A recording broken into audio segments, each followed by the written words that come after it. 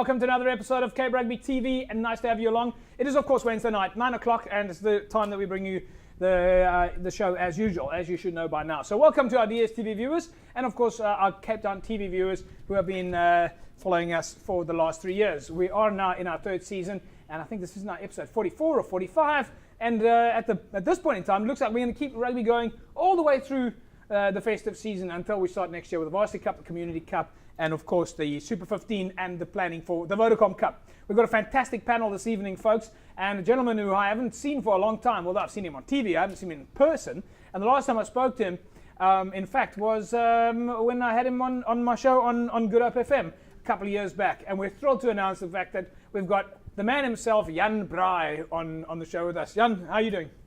Very well, thanks, JP, and what a massive privilege to be on South Africa's, Cape Town's top rugby show.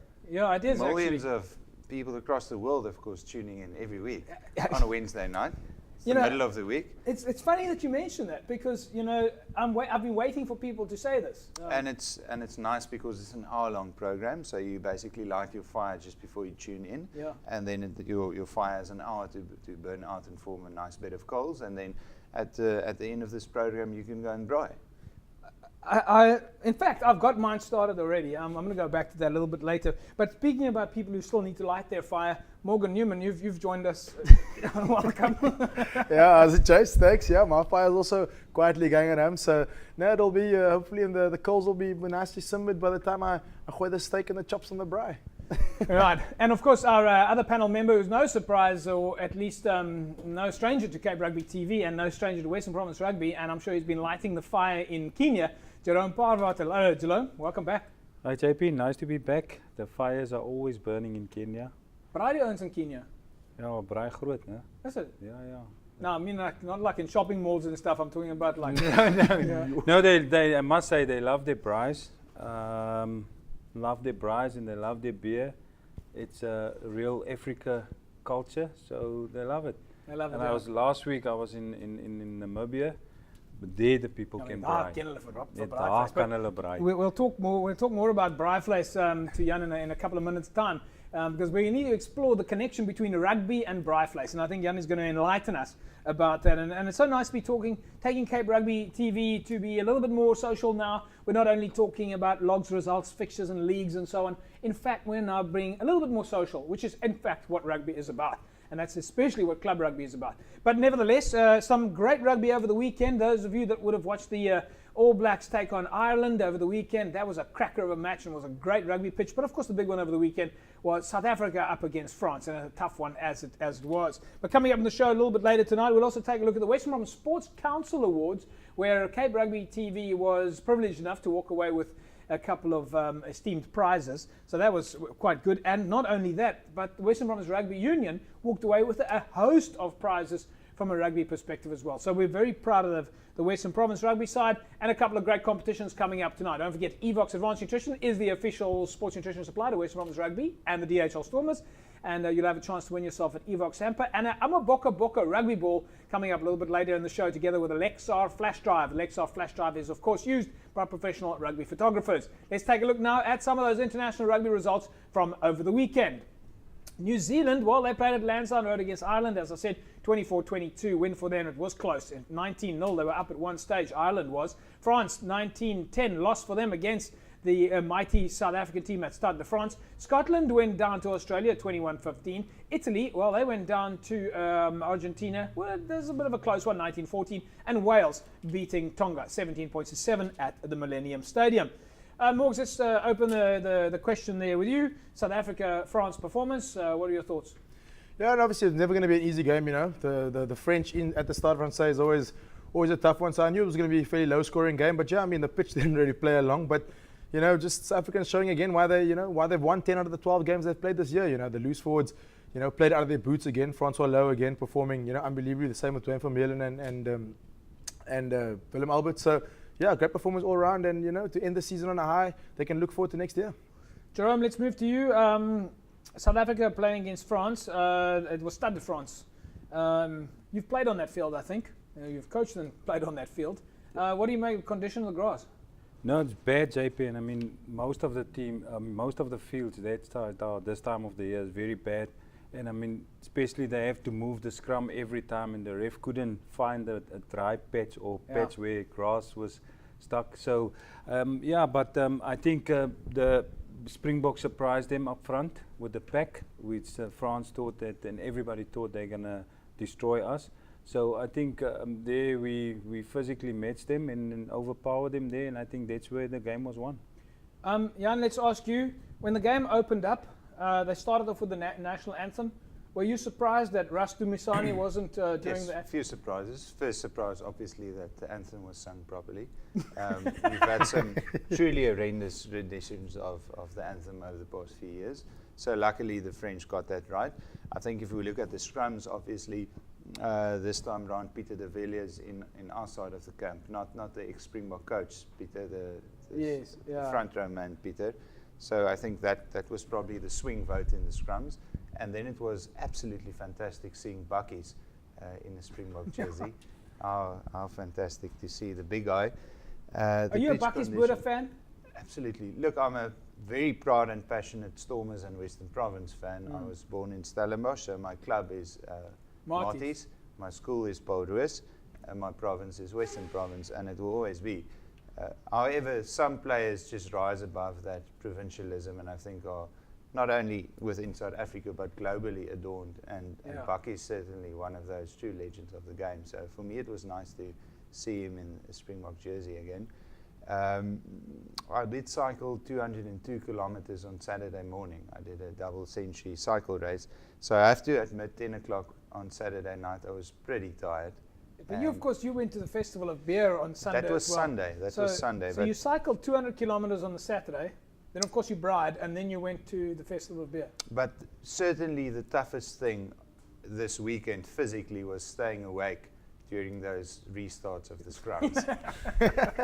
Physically challenging, very challenging. Do you think that if the referees bride more often, then we wouldn't have so many problems?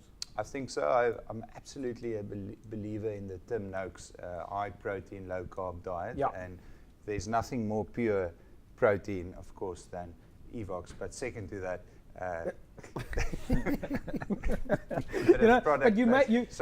there's nothing more pure protein than Braai Vleis. Well, no, it's a fact actually. You know, I mean, okay, let's go down that road just for a second or so. But I quite regularly will do a ketogenic diet, and Tim Noakes will tell you. And so if you do a ketogenic diet, it's when you cut all carbohydrates out of your meal. So it's Braai Vleis, and Tim and I have had this discussion. Braai Vleis is the perfect food because it's got fat and protein, and there's really almost zero carbohydrate. And no bad fat. If you look at any other form of meat, it's all fried or grilled in oil, and that gives you bad oils and fat, and that leads to cholesterol. Whereas if you look at Braai Vleis, it's on a grid. The oil in the fat strips out. It just runs out. There's nothing bad about the way we prepare it. It needs very little artificial spices because, of course, by simply braaiing the food, it adds a lot of flavor to that meat. So, okay, hang on, super healthy. Folks, hang on. Before we get too far down the road, you're talking Braai Vleis, because I think that's about all that we actually want to do is talk about Braai Vleis. And we have had some incredible Braai Vleis. Yeah, I need to go again, but I mean, I could tell you about Ansel and April making the scarp Braai Vleis, and Michael Adonis making the kreefpot, and of course some of the amazing food that Mr. H and I have tasted on the weekends. We could get down that road very quickly, and in fact we are going to go down that road in a minute or so, because I know that there's lots of folks that need Jan Braai's advice out there. But let's just talk about the New Zealand-Ireland game. We now have looked at the French game. Jerome, would you have said that Ireland was going to come against New Zealand so hard? I mean, they were 19-0 up at one stage. Yeah. You know, JP, it's all the teams that played against New Zealand, they just loved their game. And I think that Ireland were unfortunate not to win that game. But New Zealand is the type of team that never give up. And I mean, at the last second, I think the ref was a bit hard to give that penalty. But at the last, they never stopped. And it was actually a good game of rugby to end the season off. And I think, unfortunately for Ireland, not to take the points, but I think it was a great game of rugby. I must say it was a great game, but you know, no matter how far we waited into that game, and I think I switched onto the game like 5 minutes into the second half, and I saw, hang on, Ireland are up here. No matter what happened, I just knew New Zealand was going to come back. It was just a matter of time, and even with the 22-20 at one stage, I thought it doesn't matter. There's 40 seconds left on the clock. It doesn't matter. New Zealand's going to come back and win it, and it's going to be terribly sad for Ireland. Yeah, there's something about that New Zealand side that, that oozes of confidence and oozes sort of the winning culture, I mean, they've just really built a winning culture. And this year, you've seen they haven't lost a single game this year. And the same, I must say, I sat at home and I thought to myself, there's 22-7 at halftime, there was still sort of that spectator belief that the fact that the All Blacks were going to win it. So they left it extremely late. But yeah, I mean, to go unbeaten all year, you've got to take your hat off to the guys. So congratulations to them. But I think the All Blacks, the Springboks will next year have something to say about that. So we look forward to it. Yeah. All right, folks. So that's basically the wrap of the international scene. As you know, the Springboks are now on the way back. I think the guys are playing a Barbarian game at the moment. A number of players from Western Province have been invited to play in the Barbarian game. I think Scala is playing there, Morgs. Yeah, Scala's there. I see Jean's been chosen as captain of the Barbarian side. So no, there are lots of. It's actually an unbelievable Barbarian side if you look at the names on paper. So when we're playing against Fiji, you also like to run the ball. Hopefully the guys will throw it around and we'll see some entertaining rugby. Jan, do you travel at all to go and watch international games or so forth? I was strongly considering going to this interview tour. Yeah. But I ended up just thinking, look, we live in the greatest place in the world to spend the start of summer, and it is Cape Town. So you've really got to ask yourself some serious questions if you're flying to Europe this time of the year instead of just sitting in Cape Town. I just want to quickly get back to the All Blacks game and the All Blacks in general. Firstly, I agree with what the other guys were saying. They were always going to win that game. You never really had the feeling that Ireland was going to even at 19-0. Even at 19-0. I mean, they've done it to us so many times in the past, coming back right at the end. It's like our national cricket team in a knockout tournament. You always know they're going to lose at some stage, right? It's just how it is. And there's a betting firm in Ireland that actually paid out today for Ireland win, because they say Ireland actually won the game on the 79th minute. It's just a pity that rugby games are for 80 minutes. So they paid out at 10 to 1. Really? They paid out. Yeah. But I mean, how could they pay out? Surely you're betting on the win. They say in their opinion, Ireland won, and it was such a great performance by Ireland. These are Irish bookmakers. These are Irish bookmakers in Dublin. And they say it's unfair that New Zealand got it right at the end, so they'll still pay out as if they're going to pretend as if Ireland won that game. Jerome, I don't think that's a and Irishman. In that vein, what I want to say is, I think Ireland, the All Blacks can claim that they were unbeaten this year. They certainly were. They never lost the game. Yeah. But I don't think history should record that game where Bismarck was sent off as a win for the All Blacks. I think the All Blacks should. They can say they didn't lose that game because they didn't lose it. But I think it should be a draw, or a did not finish, or it should just be a little dash in history. I honestly don't think New Zealand should be claiming they won that game. Let's take a look at some of the photographs here now, folks, because Jan is going to convince us that Bismarck du Plessis is a very nice person indeed in a minute or two, and I'm not going to allow that at all. So there we go. Jan, this is your book at the moment, and this is how I actually decided to get in touch with you over the weekend. We bought some sausage, and we just happened to come across the Jan Braai's boerewors there. You can see it was very poor photography. That's my cell phone, the flash. And of course, your new book that's come out now, Red Hot Jan Braai. Yes. So, and I went to Exclusive Books actually when I went to buy this book. You've brought it out in English and Afrikaans. So tell us a little about the book and what one can find in it. So this is my second book. I think of it as the second half of a great encyclopedia on braai. So the first book was Fireworks, and this is Red Hot, the second book. Also available in Afrikaans, the first one, Vierwerke, and the second one, Vierwarm.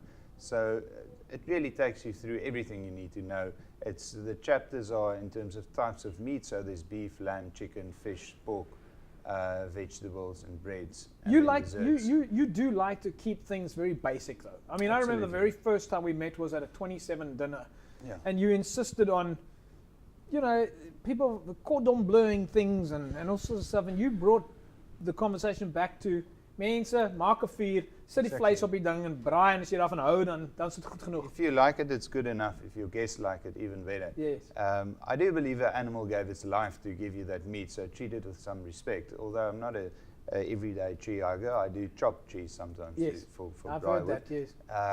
Houtkapper. Yes. Yeah. So anyway, I think the rule of thumb for all the recipes in the book is if my father can't find it at the local supermarket, then you can't have it in the book. Okay, so in this case, yeah, you've got some sausage out there. Now, of course, most people, the first question that was asked when I brought the sausage home, and it's, you know, is this, and then you can't see the folks, you can't see exactly where I bought this, but the first question was, is Jan Braai se boerewors? Yeah, but Jan Braai didn't make this wors. No, I didn't, not that pack. But it's your recipe. It's my recipe. So Freddie Hirsch, which is South Africa's leading spice. In fact, I see there is it says they're proudly spiced by Freddie Hirsch. Yeah, so they I haven't met Freddie. Do you know Freddie? I know Freddie personally. Is he a nice very nice guy or girl? It's a man. He's about 85 years old, okay. And he's the guy who pioneered spice packs for boerewors. So before that, every butcher had to mix it himself, and probably even a bigger contribution that Freddie Hirsch made to boerewors in South Africa is he started calibrating the casing or the darm in which you make the boerewors. So before that, it was for the butcher or the maker of the boerewors.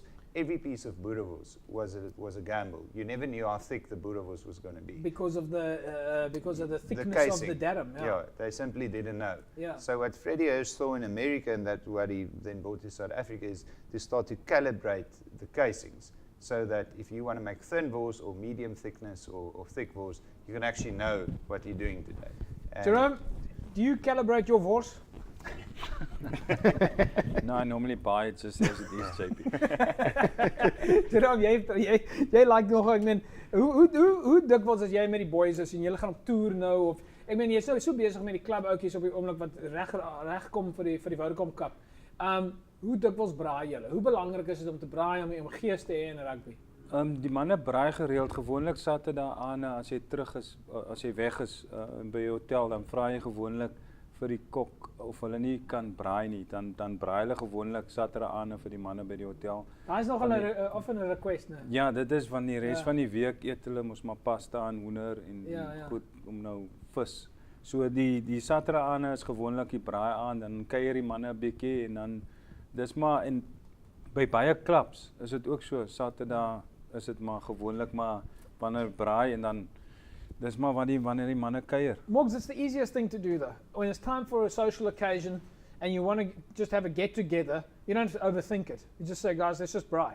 It's a statement that one makes. Yeah, I mean, there's fewer things more sociable than actual a little bit of a braai amongst friends. You know, I mean, you can often, the wives can make or the girlfriends can make dinner, but for the guys to stand around the fire, the gees is there, the braai is there, you have a few drinks and you have a few cold ones, and so the gees is brought together. So.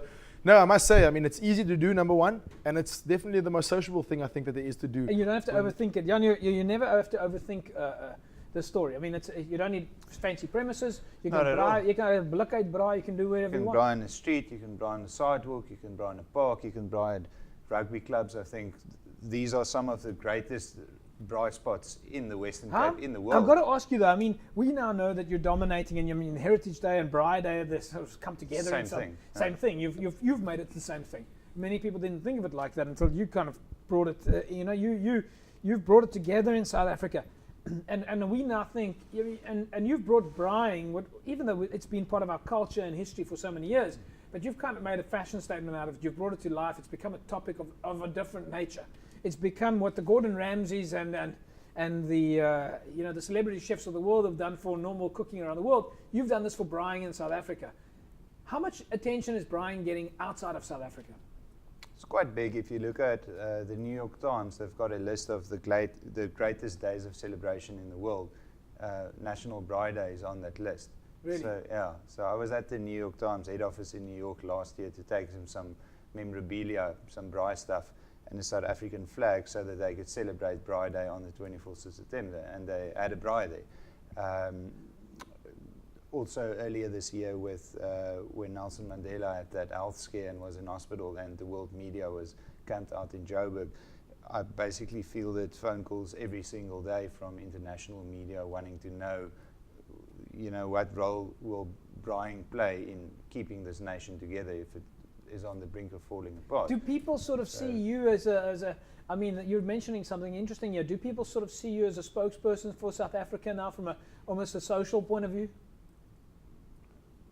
I wouldn't want to appoint myself into that role, but I think from an international media point of view, certainly, just because of this phenomenal growth we've seen in National Braai Day and just the immense simplicity of the message, which it is the one thing that we all have in common.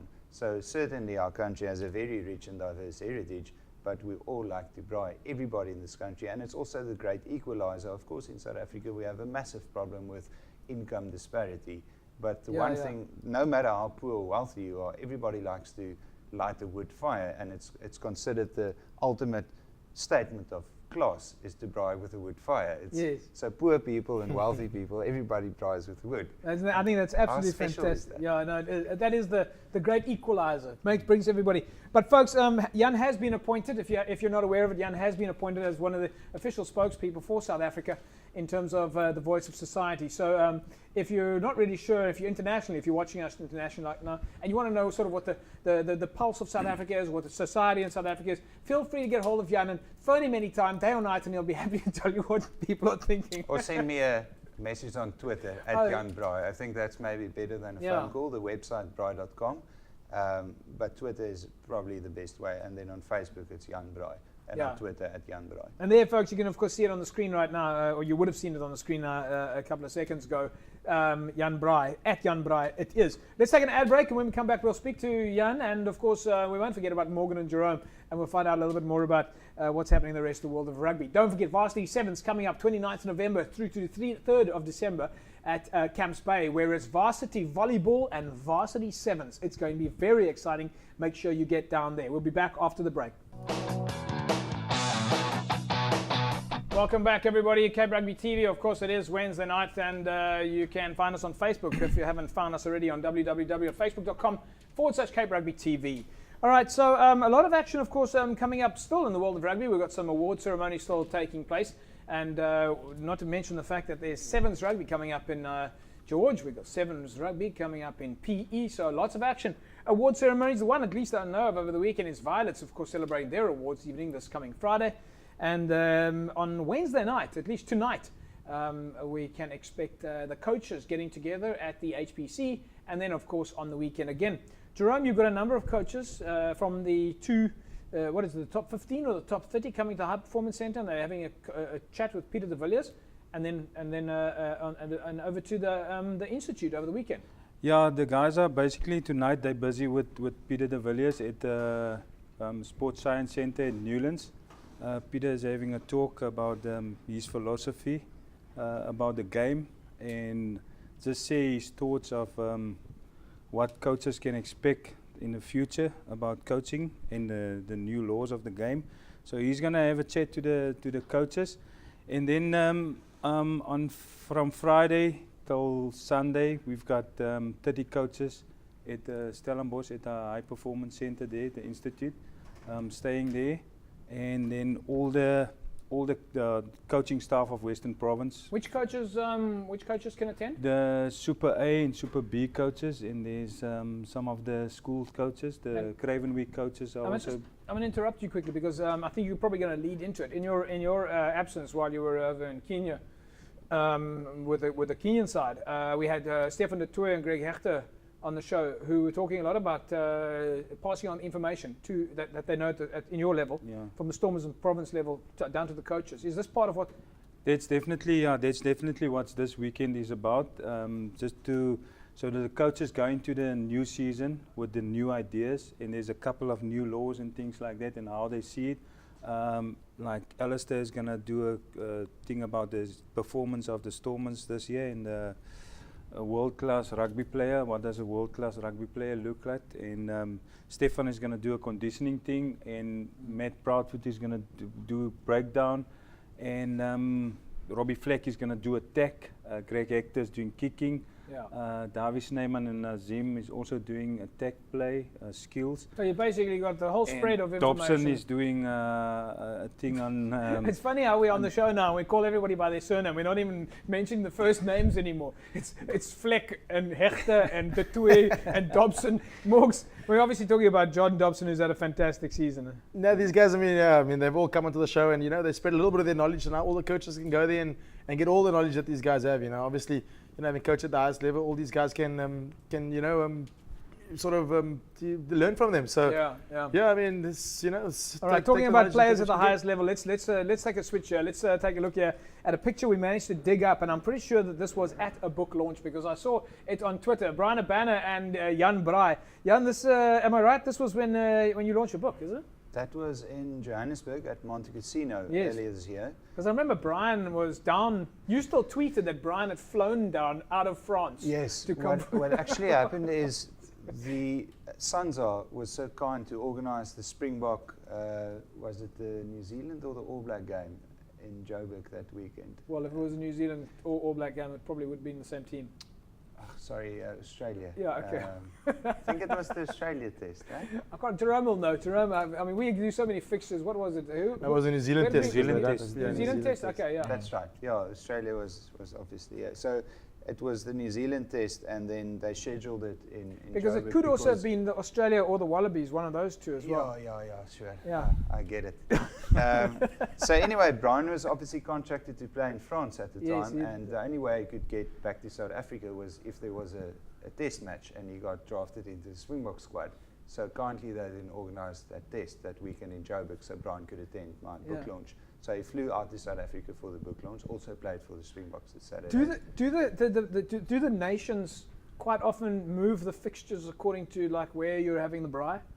I find it increasingly happening. I mean, braaiing is the #1 sport in the world. Yes. It's the global unifier. I know. I mean, we should have logs and leagues and structures and yes, you do probably. The South African Braai Union. Okay, let's move back to the braai vleis now. Okay, I'm going to show you, in fact, all right, so I need to show you because we bought some of your braai wors then. You saw those pictures earlier on. Have a look at this picture here. Now, this was my braai vleis over the weekend. Jan, I need your opinion on this. Is that how you pack the wors or not? Personally, I like to keep the wors in one, either coil or going up and down like an airport queue or a bank queue. Okay. So as it sits in the pack. So this is not. I like to then spread it out a little bit, just so that they can some heat from the coals can come between the pieces. I think it's a very common way to pack it the way you did it there. So well, I must just say I didn't pack it. I just I took a photograph of it. Okay, so once you've got your chops and your steaks and your pieces of chicken on the grid, then you usually don't have like a big space left. So then you just coil the single line of wors around everything. So I actually do that at home as well. You mean it's like drawing a chalk line around a body? Yeah, it's a border for your meat, but it's not best practice because then when you're taking it off the grid, that piece of wors has a tendency to break. I know they just don't behave themselves. And we don't want the wors to break because obviously your juices gets lost. So in terms of braaiing boerewors, the #1 goal is to not have it break. Okay, so now let me in one piece. Let me then show you my next picture. I don't know what. Have a look at this picture over here, and how do you think that came out? That's obviously the typical way that a person's mouth looks once they ate some of my Jan Braai boerewors. So I would say that's inspired by probably someone's smile. Yes, that's correct. Yeah. Yes. Okay, so that's how. So I mean, I know you're not there to taste it and that, but I mean, if you looked at the texture and the. In terms of the photo, it looks perfect. Yeah. Color-wise, texture-wise, of course, the spices is standardized. So how did this boerewors come about? Firstly, I developed the spice. Then I found a commercial butchery. So it's not a butchery where you can walk in and go and buy meat. It's a factory. It's actually very close here. It's a industrially sized boerewors factory, and they make this wors for me. They do it every morning at 8 o'clock, and then it goes out to the DC of Spar, and it's available in all Spars in the Western Cape. Is Spar your main spot where people will buy your wors? I mean, what about other retailers? For the boerewors at this stage, I wanted to start small, so it's only in Spar and only in the Western Cape. Of course, the goal would be to roll it out to all supermarket chains and across the country. Across the world? Across the world, certainly. I mean, Sainsbury's, Tesco's. University. I think also with space travel now, with Elon Musk starting to go into space, I think we can look at distributing to the moon and Mars. But for now, for me, quality is vitally important. I want to know that that pack that JP Nadir buys at his local Spar is exactly the same as the pack that I draw as a sample from the butchery. I want to know that it's consistent, so we're growing it slowly. All right, now this was my final product. Let's have a look at this picture here. Then you'll see. Okay, that's how it ended up. I try to sort of lay it out. Yes. I made quite an effort. This is a rugby like a show. master chef effort. What do you think? In terms of the way that you style the plate, not great. Styling. I think what? if you not that efficient at styling plates of food, I think it's always good to go for a top shot. So photography-wise, very good. I see you've got a bit of salad there, no problems. I like salad as well. Not too much though. Classic combination of foods there on the plate, boerewors, chopped piece of chicken and a braai broodjie. I think let's start with the braai broodjie. A little bit over-braaied there. Yeah. I think I don't want to use the B word, the bad B word, the B-U-R-N. I'm not going to say it out loud.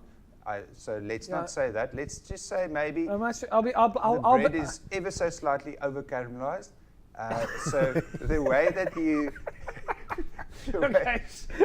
you get away from that is, guys, you've really got to braai a braai broodjie slow. Low and slow.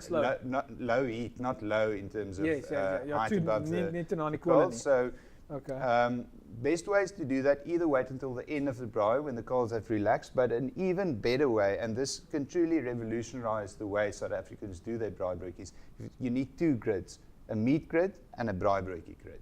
Okay? And then you put the braai broodjie grid on top of the meat grid. So then the meat gets like the direct heat from the fire, and the braai broodjie grid is on top of the meat grid.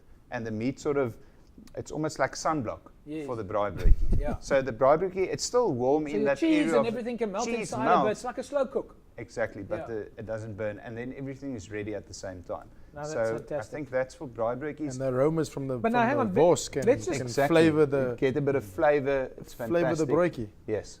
So that's really how we should be looking at our braai broodjies, and then butter on the outside. I think guys are making a lot of politics. It's almost as controversial as TMOs in rugby. But if I look at that first picture of JP, where the chicken was already cooked or braaied, and the sausage was still raw, how do you normally do it? So chicken pieces like that on average braais for 20 to 25 minutes. Chicken, obviously, it's cooked at an internal temperature of 77 degrees, and it's much thicker. Common knowledge. And then a chicken piece also much thicker than a piece of boerewors. Boerewors cooked at 71 degrees. So boerewors would be quicker than chicken. I think if we look at the color of the chicken, the complexion also maybe ever so slightly over caramelized. I think what happened there is it was probably in a sweet and sticky marinade. So in terms of the chicken, it's definitely not the braier's mistake. I can also not braai marinated chicken without it turning black, because it's the sugars and the starch in that marinade. So how do we prohibit or stop that from happening is we don't marinate our chicken. We first braai it, and then in the last 5 minutes of the braai, we just paint on your sauce or your marinade or whatever. And some people normally cook the chicken before they just pre-cooked it, or how do you? I think I know it's been done. I tried it once. It didn't work out for me. I think it's fine to do it, but don't talk about it. All right, what about the flame grill? What about the flame grill? Can you brown flames? Right, folks, let's move along here because now I think we've clearly taken this. Incidentally, if you were interested in the temperature of the paper catches light, it's 451 degrees Fahrenheit. Let's quickly look here on the. This is tonight on the 29th to the 1st of December. Of course, the Stellenbosch HPC. Alistair Coetzee, Matt Proudfoot, Stefan de Tooy, Robbie Fleck, Jacques Ninaber, John Dobson, David Snyman, and Jerome Parvater, and then of course you see Sia Kolisi there in action. The Western Province Rugby Awards, folks, was of course held over the weekend, and we're going to come to that after the break. But it was a fantastic occasion. Cape Rugby TV, as well as many of the Western Province players and administrators, walked away with a number of accolades. We'll be back with you after the break. Welcome back to Cape Rugby TV. Wednesdays, 9 o'clock, as you know by now. www.facebook.com/Cape Rugby TV, and follow us on Twitter at Cape Rugby TV. And of course, we love to tweet whatever it is that you're up to in the world of rugby. Right, folks, it was the Western Province Sports Council Awards. Those are the awards over the weekend. Incidentally, Eben Etzebeth, nominated as the IRB Player of the Year Awards, was the Sportsman of the Year at the Western Province Sports Council Awards. And in case you don't know it, it does, found out on Monday, it does look like Eben is going to be okay, that the injury isn't that bad. It's not his ankle, it's apparently his foot. And it does seem like his foot got stuck in the grass on the pitch. So the good news is that From what we understand, it's not his ankle, it's his foot, and it's. That's obviously why the grass was so messed up. I mean, if you mess with Evan Etzebeth's foot, then yeah, you're going to get some damage yourself. It was warned. It was notified. Stupidity on the side of the grass. No, they did notify. They sent a memo out to Rastu Misani in the beginning as well, and obviously he got it. They didn't. Yeah, look right. Anyway, folks, before we get off the topic, this was the award that Cape Rugby TV won. We're thrilled to walk away with yet another recognition award, and really, this is the TV Media Award. Nick Feinberg from Heart 104.9 won the radio media, and Rashid Isaacs from People's Post walked away with the print media recognition award. Of course, a number of community folks supporting community sport out there and the federations. But it was a fantastic occasion. I must just say that this award would not be possible, and it's not really an award, it's more of a recognition. It would not be possible without you out there, the clubs, and the families and the moms and the dads and the kids and everybody who plays club rugby, who loves rugby and supports the show. You know, we work so hard behind the scenes, and without you and the supporters at the clubs, this would not be possible. So this is actually not about us. This is your award. The Cape Rugby TV is more for you. But let's catch up with some of the interviews at the awards. And of course, Morgan was there to accept the award on the night. And Natasha Hofmeister, we've had her on the show a number of occasions. Sports a Woman of the Year. Let's hear what she had to say after the awards. It's been awesome. It's been great. I have to say, just before the announcement of that whole award, my heart was in my throat. So yeah, it was a bit nerve-wracking and I didn't expect it. It's been nice touring with the 7 squad. It's been nice being back with the Western Province squad. So yeah, been great. Tough competition, have to say. I thought a while that I thought maybe I was outplayed by some of them, but I guess I got it at the end. But yeah, it's the nominees. I give it to them, congratulate to them. But I have to say, it could have been all 3 of us. It's still unbelievable. I still can't believe it. I still have to look at the award just to check if it's my face on it, just to make sure about it. Yeah, Natasha Hofmeister, well-deserved, playing for the Springbok Sevens, playing for Western Province Rugby, playing for the Springbok side. So I think that was a good selection. Excuse me, a good selection there. Just gonna have a little bit of sip of water you from. shouldn't smoke when they cut to the incest. But luckily, I've got the guys from Core Catering giving us glasses of water. Oh, that's nice. Did you notice the Core Catering glasses? The cork catering? Yes, Core Catering. But they're made from glass, it's not cork. Yes, but they come from Core Catering. It's like glass in it. Oh, core. All right, folks, here we go again. Back to the awards now. Of course, the other award that was given out, as I mentioned, the Cape Rugby TV Award. Morgan Newman was in tow there with Phoebe Conditas, of course, the production switcher behind the Cape Rugby TV show. Let's catch up with the boys, Morgan, which we happen to have here, but happen to be there as well. Let's hear what they have to say.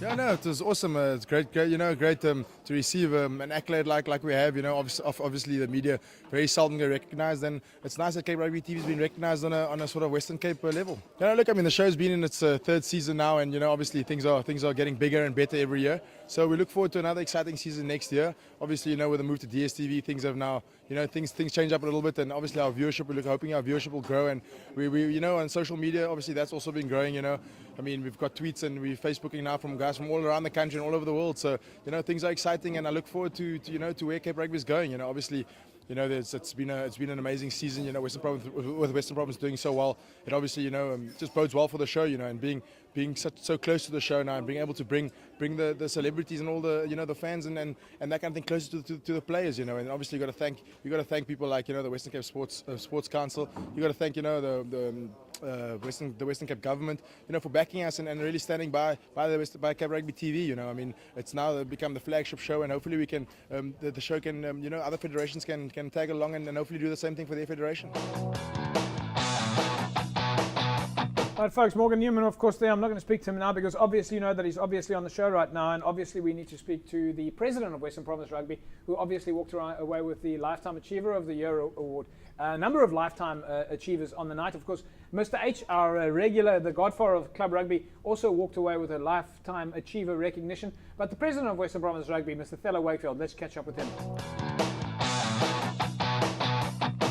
Ek dink vanaand was 'n fantastiese geleentheid. Dit was lekker om te sien dat mense erkenning kry vir hulle harde werk op die veld. Ek is ook baie bly dat die WP Rugby Unie baie goed gedoen het. Ek is veral bly vir Natasha, vir Cheslin en vir Eben daar ver waar hy sit. En ek moet regtig maar vir julle gelukwens met hierdie fantastiese geleentheid. Dit laat 'n mens so humble voel om te sit hier so en jy sien wat ons mense op die sportveld doen. Baie dankie ook vir julle harde werk. Fantastiese geleentheid vanaand. Ek het dit terdee geniet. Ja, ek dink moet eers praat oor die federasie van die jaar. By WP Rugby het ons rigting verander. Kan vir jou sê almal se skouer aan die wiel. Is 'n lekker groep mense om saam te werk en 'n mens kan voel dat die sukses deurkom. En ek hoop ons kan hierdie jaar wat vir ons voorlê wat 'n groot uitdaging is net so goed doen. En dan die toekenning wat ek ontvang het, kom heeltemal uit die bloutheid. Ek is verbaas. Daaroor maak baie bly. Dit gee dan erkenning vir die laat nagte en die baie aande en vergaderings en dies meer en ek is baie dankbaar daarvoor. So an achievement there from the council to the Western Province Rugby Federation also as Federation of the Year, and having performed fantastically, giving back to the community, the team having done so well. Of course, Team of the Year as well, having won the Currie Cup in 2012, and a number of other accolades also going to the Western Province Rugby Football Union. So well done to the guys at Western Province Rugby, and I think part of that is the working with the club players. Jerome, and that's one of the things that you're doing at the moment. Yeah, JP, it's this time of the season again. We've got guys coming in starting this week, 6 o'clock in the morning, because a lot of them have to go back to work. So they're from 6 till 7:30 in the gym, busy with the Vodacom Cup players. And then there's another group of players training in the evenings at 6 o'clock, also at the HPC. So there's a lot of things going, and I think it's not just by chance that Western Province get all that accolade in awards and things like that. Because that the work has really been done, and club players, clubs, everybody, club coaches are going.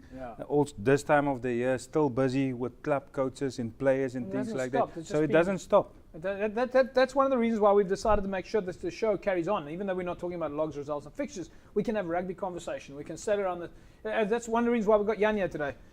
In fact, it's probably the only reason is because we needed some decent conversation, and I was really struggling to find. So Jan, thanks for joining us. Appreciate it. Obviously, I have Morgan here as well. Yeah. And I just want to say how beautiful he looked in that black suit. I almost didn't recognize him. Yeah. Yeah, and look, I am the official face of Cape Rugby TV. Pretty Jerome, Mr. H, and JP are not the prettiest looking guys around. That's so probably I'm the why they have you face here. of Thank you, exactly. You Thank are you for that, Jan. You'll be back next week too. But they need Right, folks, it is, of course, Varsity Sevens coming up from the 29th to the 1st of December. Make sure you get down to Camps Bay Beach at the Camps Bay Sports Club. All the Varsity Sevens teams are flying down. They will be participating in the Varsity Sevens. And, of course, all the action there is the Varsity Beach volleyball action and lots of lounges, music, promotional handouts, professional beach volleyball exhibition matches, the locals versus the best, and, of course, entertainment happening at Camps Bay. You want to make sure that you get down there for lots of action. It's going to be great fun. And if you want to find out more about that, of course, follow us on Facebook, and we'll tell you more about the action. The Varsity Sevens action is happening at Camps Bay. Remember then, from the 29th of November to the 1st of December, it's going to be a Dick Joel. It used to be really good when the Springbok team used to do tug of war and all this beach stuff against the Clifton Lifesavers. Anyway, Evox Advanced Nutrition is the official sports nutrition supplier to Western Province Rugby and the DHL Stormers. Now, you've seen me do the Shaker 600 McGafter. All right, so there's the Shaker 600. You take it apart, you take that apart, you pull this off, you put that out there, and then you put this thing there, and you put this thing there, and you've got this whole thing of all sorts of different sides and so on. Okay, so you put that there, put your powder in there, and you can connect that back up there, and then you put your capsules in that side over there, and you close that up there. Now you've got your powder and your stuff in here, and you've got your powder in here, and you can put this back in there, you got more powder in there at the bottom. Or you can just decide to do it the other way around, put this in there, put that in there, and close it up, and of course you've got your Shaker 600. What do you think of that, Jan? I'm pretty confused, but it looks very similar to those wooden Chinese dolls that you took apart. Those Russian dolls. Yes. Yeah, yes. I know what you're talking about. Yeah. You know, me braaiing a lot and traveling a lot, never really at home to eat healthy stuff. So just tell me about this. I want to lose weight. I want to get in shape. Desperate for this weekend, for the Camps Bay Beach action in from time. 29th to the 1st. So, what do I do? All right, so it's I'm very, desperate. It's very easy. In your case, what Yes. you could, in fact, we could probably do for you what we do with the Stormers, right? So the Stormers would use a Synergy Whey protein. All right, now this is very low in carbohydrates, and it's got a very good protein in it. In fact, this is one of the world's best forms of protein, very easily to digest. Yes. So all you need to do is 2 of these per day, and then the rest of the time you braai. And you do that for, and you can, of course, you mix it up in the shaker, all right? And to do that, and after 4 or 5 days, you'll go into a ketogenic state, and you'll start. What is ketogenic Ketogenic state? is when you basically you start throwing out ketones. This is when you start burning body fat on its own. That's what I want. You don't even need exercise. You'll be burning body fat on its own just by standing next to the fire and braaiing. Wow. Yeah, no, it's fantastic. In fact, so if you wanted this, all that you need to do is you just need to SMS the number. Just get my phone. You just need to SMS your name and answer to 33280. You tell us who is the official sports nutrition supplier to Western Province Rugby and the DHL Stormers, and tell us what their favorite product is. And congratulations, of course, to Dwayne van Vuuren, who wins for himself the Synergy Whey protein together with the Shaker 600. So yes, Jan, if you've got your phone out there now, you can just 33280. And you Is it the first SMS that wins? Because then I'm going to win. I think it is up there. It is one of the first ones, yeah. So anyway, folks, of course, Evox Advanced Nutrition, the official sports nutrition by Western Province Rugby and the DHL Stormers. We take an ad break, and when we come back, we'll give you a chance to win yourself an Amaboka Boka rugby ball. Let me show you what that looks like. There it is. Amaboka Boka rugby ball and a kicking tee together with a Lexar flash drive. That comes up after the break. We're back with you in a sec. Welcome back, everybody. Yes, don't forget now, of course, last week we gave you a chance to win the Amaboka Boka rugby ball. There it is on the screen. At least there's the ball. Let's see who last week's winner was, together with a Lexar flash drive. And congratulations to Joey Rueda. Joey wins the Cape Rugby TV combo prize together with a Lexar flash drive. And that'll be on its way to you soon, Joey. So congratulations. And in addition to the ball, of course, we throw in the kicking tee. Let me get it down for you here. Now, it was fantastic to have Greg Hechter on the show. And he quite explained how that ball would be put on a kicking tee and then perfectly lined up like Dan Carter would kick it over the ball, at least over the post. Yes, Jan, thanks. Post. It's the post, right? Yes. Yeah. Okay, so Morgs, no test match rugby, but Barbarian rugby this weekend. Yeah, the Barbars, like I said, captained by Jean de Villiers, our own Springbok captain. So if you're looking for entertaining rugby, then I think, the Barbarians Fiji game is definitely one that's happening at Twickenham. So it'll be a packed house, and the Barbarian rugby is always nice rugby to watch. So it's a team that a lot of professionals, want to play for, and they play in their local club socks. So people must keep an eye out for the guys playing in their club socks. I think that's a budget thing. I think they're trying to get the guys to just... Jerome, kom ons graag. Hoe het gegaan met die Kenia-span? Julle het 'n paar games gespeeld? Ons het 2 games gespeeld. Ons het in Namibië gespeeld, in Zimbabwe, in Namibië. Ja. Dit het nie so goed gegaan nie, maar vir die oefening was baie goed geweest. En ek dink die manne is op trek en laat maar vir Namibië en Zimbabwe goed voel, maar volgende jaar is die regte qualifier, so laat hulle maar 'n bietjie goed voel. Is dit wanneer jy sal weet of jy in die Wêreldbeker speel? Ja, die 26ste Junie begin dit in Madagaskar weer. En dan die span wat weer die kompetisie wen. Ons het dit nou vroeër in die jaar gewen. So ons gaan definitief uit om dit weer te wen en dan World Cup toe. Okay, so of course we'll be holding thumbs for you as a man who's traveling a lot. Jan, before we go, just tell us where can people buy your book and maybe if they wanted to have some Braai experiences with you, where would they find Jan Braai? Jan Braai is going to hang out on the promenade, Clifton, Camps Bay for the next few weeks. The Boerewors is available at all Spar shops in the Western Cape. The book is available at CNA Exclusive Books, PNA Bargain Books, Kalahari.com and everywhere else. Yeah. In English and Afrikaans? In both English and Afrikaans. So it's 2 different books. It's the same information. It's the same information. So if you want to use it like a dictionary and you're busy trying to learn Afrikaans, you can put the 2 books. Dictionary. Yeah, so jy kan die 2 boeke langs mekaar sit. You can absolutely do that. I think what is also important to note is last year, about a week before Christmas, the reprint sold out. So there were no books available in South Africa to buy. So if you intend to buy this book as a Christmas present this year for your loved ones, buy it now. Just a final question, which I have to ask you on a personal note. You must be loving life. I'm not complaining. a roaring recommendation there. Morgs, thanks for joining us. We'll see you, of course, next week, same time, same place. And enjoy the rugby over the weekend. Yeah, thanks, James. Always good to be on the show, and we're into our 44th episode. So things are happening, and good to be here. Thanks. Yeah. And then, Jerome, to you and the coaches, I know you're of course, busy tonight. You've got to run now back to the coaches. And then over the weekend at the Institute, I'm sure the guys are going to have a good learning experience about, moving that international knowledge down to club coaches. No, definitely. They'll leave there and they have some stuff to start the new season with, and new ideas and fresh ideas. So it will be good. It's going to be a nice weekend. Working. And they will, of course, Braai. So definitely. Maybe we can invite Jan to come in.